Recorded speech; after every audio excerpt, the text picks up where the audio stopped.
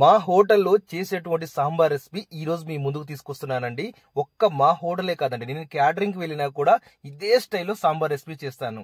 Hi అండి, నమస్తే, నేను మీ కిరణ్ చెఫ్ని. ఇవాల్టి మన రెసిపీ వచ్చేసి హోటల్ స్టైల్ సాంబార్ రెసిపీ అండి. చాలా అంటే చాలా బాగుంటుంది. బట్ ఇది టిఫిన్ రెసిపీ కాదండి, టిఫిన్ సాంబార్ రెసిపీ కాదండి, మామూలుగా భోజనానికి చేసే సాంబార్ రెసిపీ. చాలా అంటే చాలా బాగుంటుందండి. ఫస్ట్ వచ్చేసి నేను ఒక పావు కేజీ కందిపప్పు తీసుకున్నాను. కందిపప్పు మాత్రం నెంబర్ 1 క్వాలిటీ తీసుకోండి. కందిపప్పు బాగుంటేనే పప్పు కూడా బాగుంటుంది, ఇది నిజమండి. తర్వాత మీరు నీట్గా వాష్ చేయాలండి. మీరు ఏ కప్పుతో అయితే తీసుకున్నారో అదే కప్పుతో 5 వరకు వాటర్ పోయాలి. అంటే ఒక గ్లాసు కందిపప్పు తీసుకుంటే 5 గ్లాసుల వరకు వాటర్ పోయాలి. అంటే నేను ఒక పావు కేజీ తీసుకున్నాను, అదే కప్పు కొలతతో నేను 5 గ్లాసుల వరకు వాటర్ పోసాను. పోసేసి నీట్గా 1-2 సార్లు వాష్ చేసి పొయ్యి మీద పెట్టేయాలండి. పొయ్యి మీద పెట్టేసి దాంట్లో కొంచెం 2 స్పూన్ల ఆయిల్ ఉందా లేదా అన్నట్టు తలిగియండి. తర్వాత వచ్చేసి ఒక పావు టేబుల్ స్పూన్ పసుపు వేసేయండి. అంతే, ఒక పావు టేబుల్ స్పూన్ సరిపోతుందండి. వేసేసి దాన్ని 5 నుంచి 8 విజిల్ వచ్చే వరకు మెత్తగా ఉడకబెట్టండి. ఎంత ఉడకబెడితే మనం అంత బాగుంటుందండి. చాలా మెత్తగా కావాలి, రుబ్బాల్సిన అవసరం లేదు. మామూలుగా కుక్కర్లో చేసుకుంటే సరిపోతుంది. తర్వాత కొంచెం చింతపండు తీసుకోండి. నిమ్మకాయ సైజ్ అంతా చింతపండు తీసుకొని నీట్గా చింతపండు కూడా ఒకసారి వాష్ చేసి తర్వాత నానబెట్టేసేయండి చింతపండు. మీకు వీలుంటే పప్పు ముందుగానే ఒక పావు గంట ముందు నానబెట్టుకోండి. ఇంకా దానివల్ల పప్పు అనేది ఇంకా త్వరగా మంచిగా అవుతుందండి, మంచిగా ఉడుకుతుంది పప్పు. ఒక పావు గంట అర్ధగంట నానబెట్టుకుంటే మాత్రం. తర్వాత సొరకాయ అండి. సొరకాయ ఒక చిన్న సైజ్ తీసుకున్నాను. మెయిన్ సొరకాయ, క్యారెట్ ఇవి మెయిన్ అండి. సొరకాయ, క్యారెట్, మునక్కాయ ఇవి మెయిన్ అండి. తర్వాత ఏ వెజిటేబుల్స్ అని మనం వేసుకోవచ్చు. సొరకాయ చూడండి, నేను ఎలా కట్ చేస్తున్నానో సేమ్ యాజ్ ఇట్ ఈస్ గా అలా కట్ చేసేయండి. ఇలా కట్ చేసి ఇత్తులు ఉండకూడదండి, ఇత్తులు మాత్రం మొత్తం తీసేసేయాలి. నేను ఎలా చేస్తున్నానో అలా చేసేయండి.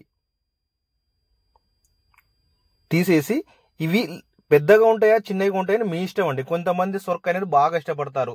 సొరకాయ బాగా తినే వాళ్ళు ఉంటే కొంచెం లావుగా కట్ చేసుకోండి. నేనైతే కాస్త చిన్నగా మీడియం సైజ్ కట్ చేసుకున్నాను. ఇలా కట్ చేసుకోండి.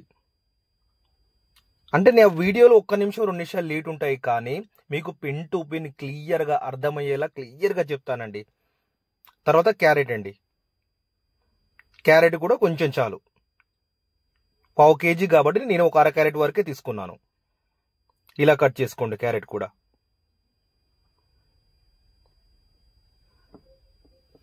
తర్వాత వచ్చేసి మునక్కాయ అండి. మునక్కాయ అయితే ఒక 3 సరిపోతాయి ఒక పావు కేజీకి.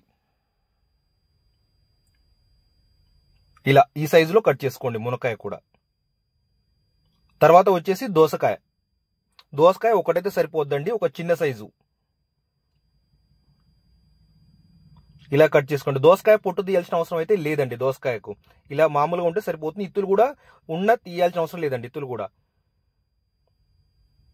చూడండి సైజు ఏ సైజు దోసకాయ కూడా. తర్వాత బెండకాయ కూడా ఈ స్టైల్లో కట్ చేసేయండి.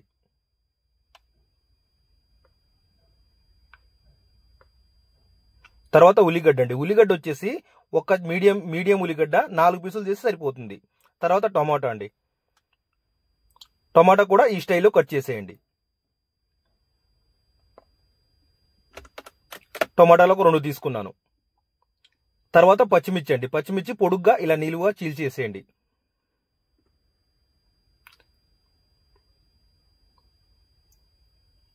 తర్వాత ఎన్ని విజిల్స్ వచ్చాయి? 8 విజిల్ వచ్చిన తర్వాత చూసుకొని కుక్కర్ దించేసేయండి. దించేసిన తర్వాత ఇప్పుడు ఎలా చేయాలో చూపిస్తాను. కొంచెం ఆయిల్ పోసుకొని, 1 కప్పు ఆయిల్ పోసుకొని దాంట్లో ఫస్ట్ పచ్చిమిర్చి వేసి, పచ్చిమిర్చి వేసిన తర్వాత మనం ఇప్పుడు మునక్కాయ కానీ క్యారెట్ కానీ మొత్తం మనం కట్ చేసిన వెజిటేబుల్స్ మొత్తం వేసుకోవాలండి. ఇంకా మీరు కొంతమంది దొండకాయ వేస్తారు, ఎన్నెన్నో రకాలుగా వేసుకోవచ్చు. కానీ మెయిన్ ఏంటంటే సొరకాయ, మునక్కాయ, క్యారెట్ ఇవి మెయిన్ అండి. సొరకాయ, మునక్కాయ, క్యారెట్ ఇవి మెయిన్. ఈ 3 తర్వాత ఏ వెజిటేబుల్స్ అయినా మీరు వేసుకోవచ్చండి. లైట్ చిన్న సెగ మీద లైట్గా కొంచెం మగ్గాలండి, ఎక్కువ మగ్గాల్సిన అవసరం లేదు. లైట్గా ఒక 3 నిమిషాలు అలా లైట్గా మగ్గనివ్వండి కొంచెం. ఆ తర్వాత మగ్గిన తర్వాత కొంచెం టమాటా వేసుకోండి. ఇప్పుడు టమాటా మాత్రం వెంటనే వేయద్దండి, 3 నిమిషాల తర్వాత టమాటా వేయాల్సి ఉంటుంది. ఎందుకంటే అందులో సొరకాయ అనేది దోసకాయ తొందరగా మగ్గుద్ది, కానీ మునక్కాయ త్వరగా మగ్గదు. అందుకే కొంచెం ఆయిల్లో మునక్కాయ అనేది వేయించాలండి, లైట్గా అలా ఒక 3 నిమిషాల వరకు అంతే. ఆ తర్వాత పప్పు ఎలా ఉడికిందో చూసుకోండి ఒకసారి. చూడండి పప్పు నేను ఎలా ఉడకబెట్టానో, చాలా మెత్తగా అయిపోయింది పప్పు మాత్రం. తర్వాత ఒక 1/2 టేబుల్ స్పూన్ పసుపు, అల్లం వెల్లుల్లి పేస్ట్ 2 టేబుల్ స్పూను,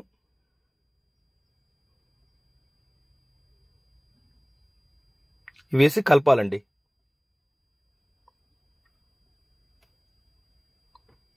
కలిపిన తర్వాత మనం చింతపండు రసం ఉంది కదండి, అది పోసుకోవాలి. నిమ్మకాయ సైజ్ అంతా చింతపండు నానబెడితే సరిపోతుందండి, ఎక్కువ అవసరం లేదు. తర్వాత చింతపండు రసం అనేది కొంచెం ఎక్కువనే పోసుకోవాలి. మనం దాంతోపాటు వాటర్ కూడా యాడ్ చేసుకుని మళ్ళీ పోసుకోవాలి. ఇప్పుడు చింతపండు రసం అనేది కొంచెం మగ్గాలండి, ఒక 2-3 నిమిషాలు మగ్గాలి. సాంబారు ఉడికితేందుకు టైం పడుతుందండి.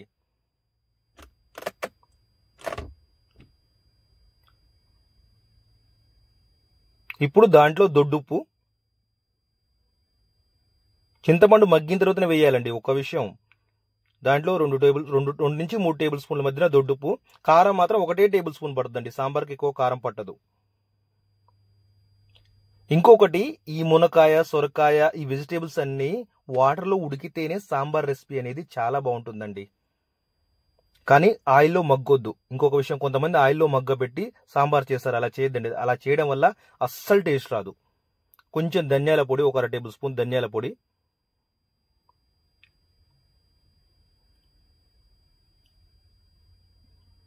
వేసిన తర్వాత బాగా కలుపుతూ ఉండాలి. తర్వాత కరివేపాకు వేసుకోవాలి. కరివేపాకు ముందు ఎందుకు వేసుకోలేదు అని కొంతమంది అడగొచ్చు.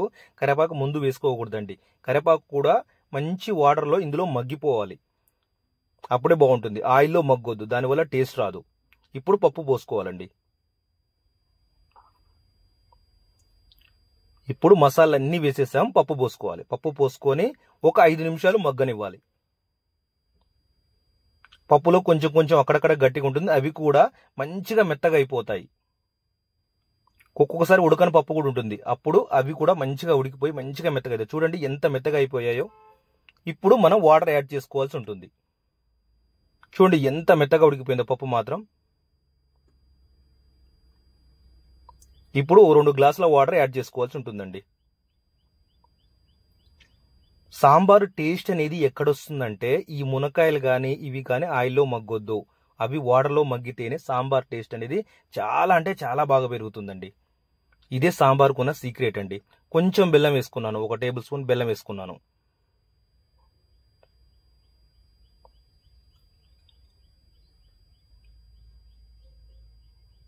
తర్వాత వచ్చేసి ఎల్జీ ఇంగువ ఒక 1/2 టేబుల్ స్పూన్ కంటే తక్కువ వేసుకోవాలండి. ఎక్కువ వేసుకుంటే సాంబార్ అనేది తినబుద్ధి కాదండి. చాలా మంది సాంబార్ ఎందుకు తినట్లేరంటే, ఈ ఇంగువ వేయడం వల్ల సాంబార్ కొంతమంది తినరండి. అందుకే అది కూడా నేను బ్రాండ్ చెప్తున్నానండి. ఎల్జీ ఇంగువ అయితే చాలా అంటే చాలా బాగుంటుంది. తర్వాత సాంబార్ మసాలా ఉంది కదండి, సాంబార్ మసాలాకు మీరు ఏ పౌడర్ వాడతారంటే ఎంటీఆర్ సాంబార్ మసాలా వాడండి. ఎంటీఆర్ సాంబార్ మసాలా చాలా బాగుంటుందండి, మంచి స్మెల్ వస్తుంది. సాంబార్ కూడా ఇంకా టేస్ట్ అదనంగా యాడ్ చేస్తుంది. అందుకే ఎప్పుడు మీరు సాంబార్ చేసినా కూడా ఎంటీఆర్ సాంబార్ మసాలానే వాడండి. అంటే మా హోటల్ వాళ్ళు ఎవరైనా సరే అండి ఎంటీఆరే వాడతారు, 99% ఎంటీఆరే వాడతారు. తర్వాత దానికి తాలింపు ఎలా పెట్టాలో చూపిస్తాను. కొంచెం ఎల్లిగడ్డ దంచి వేసేయండి, కొంచెం ఎండుమిర్చి, తర్వాత 1 టేబుల్ స్పూన్ ఆవాలు,